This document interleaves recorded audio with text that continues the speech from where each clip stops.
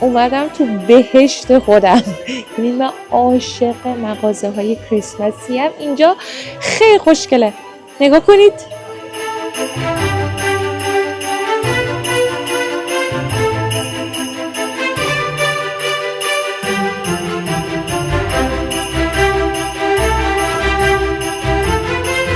بچه ما قبلا خونمون نزدیک اینجا بود، بعد همیشه کریسمس ها میومدیم اینجا خرید میکردیم. بعد الان اومدیم که برای امسال کریسمسمون یه سری چیزا از اینجا بخریم با خودمون ببریم دبی. اینو خریدن، کی اینو میخره؟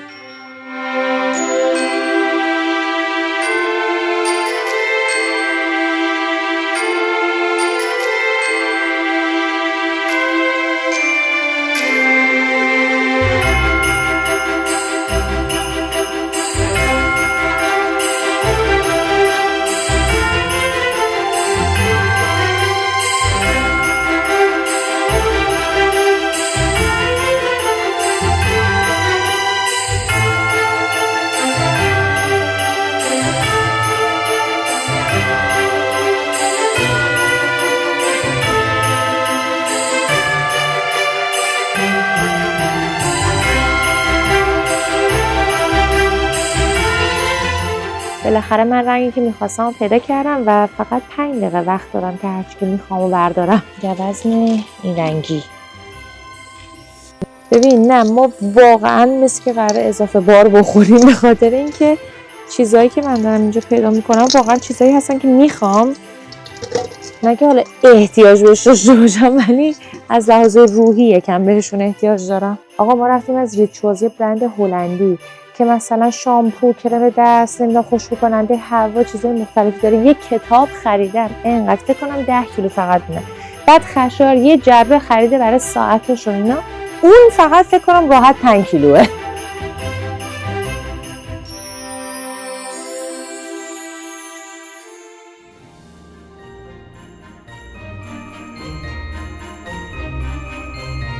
ما وقتی اینجا زندگی می‌کردیم توی این خیابون همیشه میومدیم با هم دیگه میرفتیم رستوران یا خریدامون رو میکردیم. دقیقا خونه‌مون مثلا با اینجا 2 دقیقه پیاده راهه. بعد الان داشتیم اینجا رد میشدیم، گفتیم به یاد قدیما بیایم اینجا واسیم، بریم با هم دیگه توی دونه از این رستورانایی که قبلا میرفتیم که اینه، با هم یه چیزی بخوریم. ببین چقدر بانمه که اسمش هاتسنه. Thank you.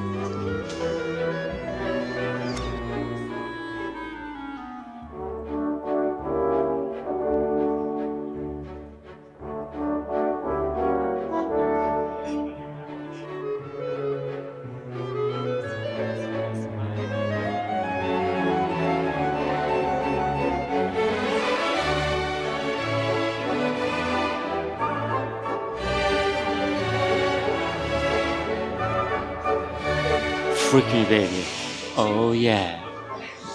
Freak me baby, oh yeah.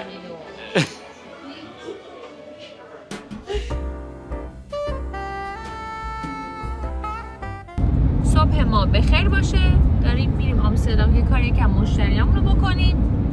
ببین انقدر خوابم میاد که حد نداره. بعد الان گول این آفتابه رو نخورید. این آفتابو صبح بارش بارون، این صحنه رو ببینید. خب همینجوری که میبینید هوای هلند خودش رو بالاخره نشون داد و نتونست پشت دروغهاش خودش رو قایم کنه. این شکلی بود. الان آفتاب شده. من 2 تا قهوه خوردم ولی هنوز بیدار نشدم.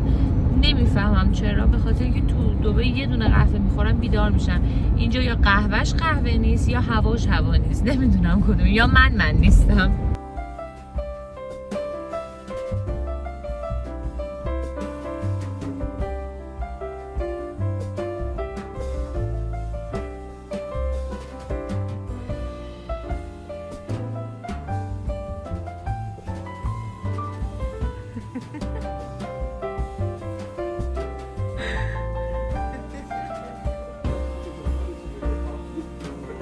بچه شما تا حالا پارکینگ ماشین دیدین دیگه.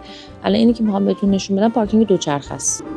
ببین چه باحاله. بعد اینا طبقه بالا میذارن.